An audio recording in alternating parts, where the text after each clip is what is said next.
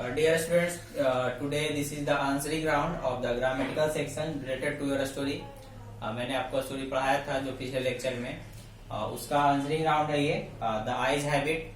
तो उससे रिलेटेड जो क्वेश्चंस है मैंने आपका ओवरव्यू दिया था ग्रामर का, तो आज इसका आंसर मैं आप लोग को मैच करवा देता हूँ। आप लोग मैच कर लो, बनाए हो तो बहुत अच्छी बात है।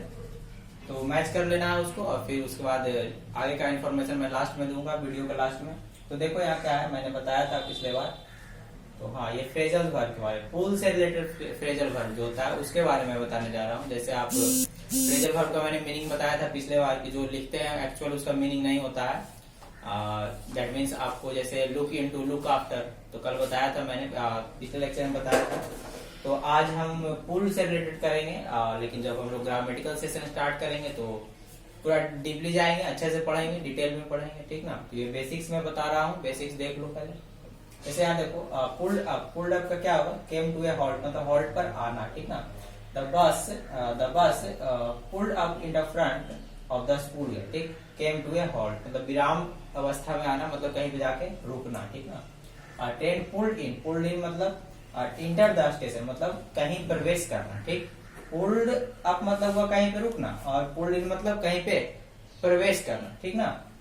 और यहाँ क्या हो गया, we finally won the match, we never thought we would pull it out. देखो पुल इट नहीं है, इट आपका सेंटेंस को सेटिस्फाइड करने के लिए दिया गया है ताकि अरेंजमेंट सही हो, मीनिंग गलत ना निकले। तो जनरली इसका पुल ऑफ होगा, क्या होगा, पुल ऑफ। पुल ऑफ का क्या हो गया ना, आपका 3 नंबर नीचे होगा, मैं दिखाता हूँ। 3 नंबर जो है यहाँ पे देखो, succeed in doing something difficult, मतलब कठिन कार्य को करने में सफलता मिलना, ठीक है। दैट मीन्स जीत के सेंस में आ रहा है, विन के सेंस में आ रहा है। क्या कह रहा है देखो, 4th number, the building was pulled down. Pulled down मतलब क्या होता है, यहाँ मीनिंग लिखेगा, देखो पढ़ता हूँ पहले। As it was old and posed a danger to the restaurants. Pull down मतलब आप बोल सकते हो बिल्डिंग के सेंस में है तो ध्वस्त बोल सकते हो, किसी भी चीज निर्माण को ध्वस्त करना, ठीक ना, बिल्डिंग को गिराना। तो डिमोलिश आ जाएगा, डिमोलिश का मतलब होता है ध्वस्त करना। ये V2 है यहाँ पर है तो V2 लगा हुआ यहाँ पर, पुल्ड है तो यहाँ भी V2 आया है। 5 number, the bus was moving at a speed but we managed to pull ahead. Pulled ahead मतलब आगे की ओर बढ़ना, ठीक ना, दैट मींस ओवरटेक के सेंस में आएगा, ठीक। तो यहाँ ओवरटेक 5 नंबर में देख रहे होगे। द ऑनलुकर्स, ऑनलुकर्स मतलब होता है तमाशबीन, मतलब तमाशा देखने वाले लोग, ठीक। द 2 एंग्री मेन अपार्ट, देखो क्या कर रहा है, जब दो गुस्से वाले आदमी, 2 एंग्री मैन अपार्ट, देखो जब 2 गुस्से से व्यक्ति एक जगह रहते हैं तो ऑब्वियसली लड़ाई होगा, ठीक ना, अलग अलग होगा। तो ऑनलुकर्स पुल डाउन, तो जब लड़ाई हो रहा था तो तमाशबीन जो थे उन्होंने उनको क्या किया, अलग किया, मतलब लड़ाई से अलग किया। तो देखो लास्ट बचा हम लोग का 6 number, separated to stop a fight, मतलब लड़ाई करने से रोका जो वहाँ के तमाशबीन थे, तमाशा देखने वाले लोग थे। आगे हम लोग देखते हैं नेक्स्ट में ग्रामेटिकल में, जिसे मैंने बताया था क्लाउज के बारे में। क्लाउज आप बोल सकते हैं, clause is a group of word that has subject and verb. वाक्य खंड, ठीक ना, वाक्य खंड, वाक्य का एक टुकड़ा, तो जिसमें एक सब्जेक्ट होता है और वर्ब होता है, ठीक, तो उसको क्लाउज कहते हैं। डिटेल में हम लोग पढ़ेंगे ग्रामेटिकल सेक्शन में। आइए इससे रिलेटेड क्वेश्चन देखते हैं। ये मेन क्लाउज हुआ आपका ये, और दैट मींस सबऑर्डिनेट क्लाउज हुआ, और ये इंडिपेंडेंट और डिपेंडेंट क्लाउज है। तो डिपेंडेंट और इंडिपेंडेंट क्लाउज क्या है वो बताता हूँ। आगे देखो इससे रिलेटेड क्वेश्चन है, नीचे है, यहाँ पे है क्वेश्चन। तो आइडेंटिफाई करना है आपको कौन डिपेंडेंट क्लाउज है और कौन इंडिपेंडेंट क्लाउज है। जैसे कि पहले पिछले बार बोला था कि रटना नहीं है, कॉन्सेप्ट समझो, कॉन्सेप्ट समझोगे तो रटने की जरूरत नहीं पड़ेगी। यहाँ देखो, as I was totally blind at that time, यहाँ एज अगर हम लोग मैं हाइड कर देता हूँ तब ये क्या बन जाएगा, आई was totally blind at that time, ठीक है। तो ये एक इंडिपेंडेंट क्लाउज बन जाएगा अगर एज मैं हाइड कर देता हूँ तब, लेकिन जब एज यहाँ पे दिख रहा है तो ये डिपेंडेंट क्लाउज है। दैट मीन्स एज जब लग गया ना तो इसके आगे कोई ना कोई सेंटेंस रहना ही चाहिए, तब ये सेटिस्फाइड करेगा, ठीक। इसी तरह से यहाँ देखो परहैप्स है, ठीक है। यहाँ देखो बिकॉज है तो ये तो इंडिपेंडेंट क्लाउज है, देखो क्योंकि बिकॉज माई, क्योंकि कारण बता रहा है, क्योंकि माई वॉइस स्टार्टर था, ठीक ना, तो इंडिपेंडेंट क्लाउज है। आगे देखो, शी वाज साइलेंट, वह चुप थी, ठीक, तो ये एक इंडिपेंडेंट क्लाउज है, एक परफेक्ट स्पेसिफिक मीनिंग दे रहा है, मतलब हमें और कोई सेंटेंस का जरूरत नहीं है इसमें, इसको सेटिस्फाइड करने के लिए, ठीक। तो ये इंडिपेंडेंट क्लाउज हो गया। तो डिपेंडेंट क्लाउज वैसा कि दैट मीन्स दूसरे सेंटेंस पर एक मीनिंग रखने के लिए निर्भर करता है, और इंडिपेंडेंट क्लाउज जिसको कि और दूसरे सेंटेंस पर निर्भर रहने की जरूरत नहीं है, वो अपने आप में एक मीनिंग दे, उसे हम लोग इंडिपेंडेंट क्लाउज कहेंगे। और चलते हैं, देखो कंजंक्शन के बारे में आगे। कंजंक्शन आज टू कनेक्ट टू और more words phrase parts of a sentence. देखो कंजंक्शन दैट मींस कनेक्शन, आप ऐसे बोल सकते हो। कंजंक्शन को याद करने के लिए कनेक्शन का आप यूज कर सकते हो। दैट मींस कनेक्ट करना किसी भी चीज को किसी से, वर्ड से रिलेट करना, दो वर्ड को एक साथ कनेक्ट करना, फ्रेज को करना, या फिर पार्ट्स ऑफ सेंटेंस को जोड़ना। अब देखो types of conjunction. Conjunction there are 3 types, subordinating, coordinating and correlative conjunction. अब देखो क्या है, पहला कोऑर्डिनेटिंग है। तो join two main independent clause, जो दो इंडिपेंडेंट क्लॉज को जोड़ता है। जैसे देखो यहाँ पे जोड़ने का भी क्या है ना, यहाँ प्रोसेस है कि आप ऐसे ही किसी से नहीं जोड़ दोगे कि नाइदर नॉर। नाइदर नॉर भी क्या है, कंजंक्शन है। लेकिन नाइदर नॉर कौन सा कंजंक्शन है ये तो हम लोग आगे देखेंगे, ठीक ना। वो कोरिलेटिव कंजंक्शन है। लेकिन उसका अगर इसमें कर दोगे ना तो ये क्या हो जाएगा, गलत हो जाएगा। इसका एक अलग कंडीशन है। इसमें देखो फॉर एंड नॉर बट और एट एंड सो, ठीक। यही इतना जो कंजंक्शन है इसका तुम लोग यूज कर सकते हो कोऑर्डिनेटिंग कंजंक्शन में, ठीक ना।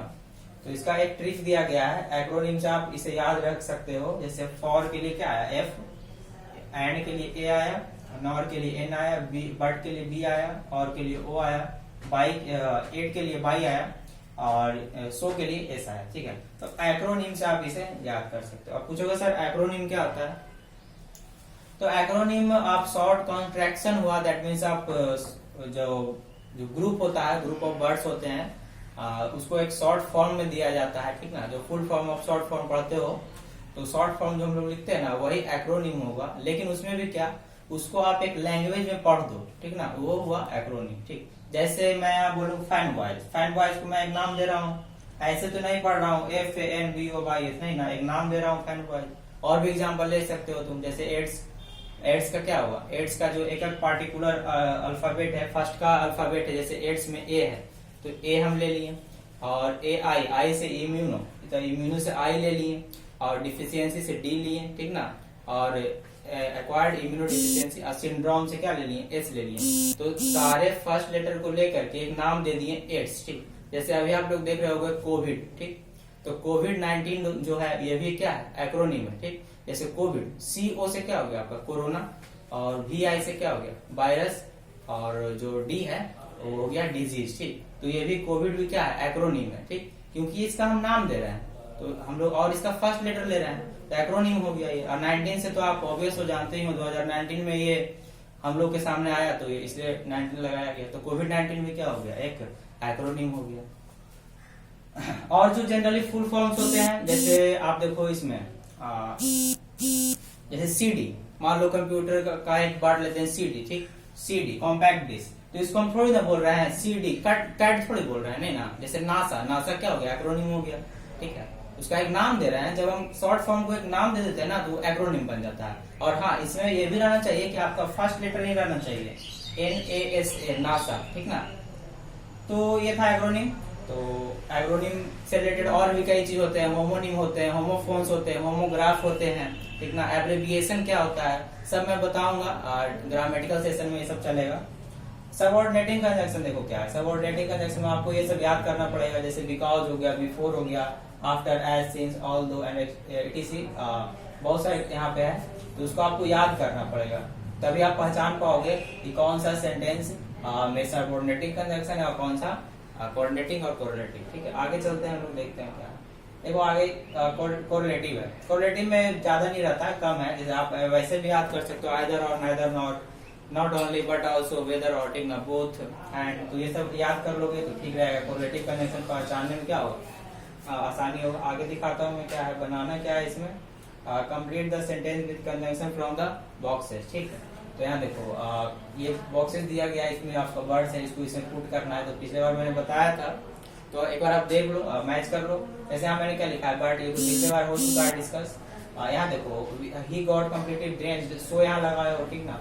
और यहाँ ऑल्दो लगाए हो, we left on time, we reached at the venue late, I cleared my exam, that is because लगाए हैं, ठीक। यहाँ देखो we can go out library और watch a play in a theatre. देखो यहाँ तुमको लग रहा होगा सर एंड नहीं लगा सकते हैं, देखो एंड लगाओगे ना तो एक आदमी एक बार में एक ही ना काम करेगा, या तो थिएटर देखेगा या तो फिर लाइब्रेरी में जाएगा, ठीक। जैसे कोई भी है, हम लोग एक बार में एक ही काम कर सकते हैं, या तो अभी तुम पढ़ लो या तो वीडियो गेम खेल लो, दोनों में से एक काम करो, है कि नहीं। तो we can go the library और watch a play on in a theatre. तो इसलिए यहाँ पर हम लोग और लगाएं। और का सेंस आता है या के लिए, ठीक ना, और एंड का सेंस आता है ऑन, मतलब साथ में आता है। मतलब एक साथ कोई अगर दो काम कर रहे हैं तो एंड लगाएंगे, और एक बार में एक ही काम कर रहे हैं तो और लगाएंगे। He wants to go the mall and यहाँ देखो, यहाँ एंड आया है, वही चीज आ गया ना कि हम जब मॉल जाएंगे तो वहाँ क्या करेंगे, पेयर ऑफ शूज खरीदूंगा मैं, ठीक है ना, तो मॉल भी जाऊंगा और पेयर ऑफ शूज भी खरीदूंगा, ठीक है। मॉल जाकर तो ऐसे घूमेंगे तो है नहीं। आगे देखो, तो डिस्कशन करेंगे हम लोग कंजंक्शन का, ग्रामेटिकल सेशन जब स्टार्ट करेंगे। तो आइए देखते हैं कंप्लीट दिस सेंटेंसेस सुटेबली। तो यहाँ मैंने बताया था सुटेबली कुछ भी अपने मन से लिख सकते हो तुम, ये नहीं कि जो भी मैं यहाँ दिखाया हूँ वही लिखना है, हाँ, लेकिन मीनिंग परफेक्ट आना चाहिए, ठीक। जैसे यहाँ देखो, I want to eat before I go out, मैं बाहर जाने से पहले क्या करना चाहता हूँ, खाना चाहता हूँ, ठीक। I have no completed my project because I was unwell, मैं ठीक नहीं था इसलिए मैंने अपना प्रोजेक्ट नहीं पूरा किया है, ठीक ना। तो देखो क्योंकि मैं ठीक नहीं था। माई ब्रदर रीच, तो यहाँ क्या लिखा है मैंने, meet the train reach the station on time, मेरा भाई क्या समय पे पहुंचा स्टेशन, where I miss the train, जबकि मैंने क्या कर दिया, अपना ट्रेन मिस कर दिया, ठीक। आगे देखो, I will join your for dinner unless I get held up at work, देखो I will join you for dinner, मैं तुम्हारे लिए डिनर ज्वाइन करूंगा, I get held up at work, लेकिन पहले मुझे कहाँ जाना होगा, काम पे जाना होगा, ठीक। Ruchi will call you when she is free, जब रुचि जब फ्री होगी तब तुम्हें कॉल करेगी, ठीक है। I am not sure if we can meet him today, मैं श्योर नहीं हूँ इफ भी, अगर हम लोग आज मिल सकते हैं, ठीक है। तो ये आप खुद से भी बना सकते थे, ठीक है। तो आप इसका जो आप मैच कर लो और फेयर में इसको पुट कर दोगे, डाल दोगे, ठीक है। तो आप मैंने आप लोगों को पहले प्रोवाइड किया था, तो जितना भी चीज प्रोवाइड किया हूँ सबको फेयर में कर लोगे, जितना भी ग्रामेटिकल सेक्शन दे रहा हूँ उसको भी फेयर में डालोगे, एज यूजुअल जैसे आप प्रीवियस क्लास में फेयर बनाते थे वैसे ही बनाओगे। और ये जो आज का लेक्चर है, ये आपका जो स्टोरी था माय फर्स्ट रोलर कोस्टर, उसका ये लास्ट लेक्चर है।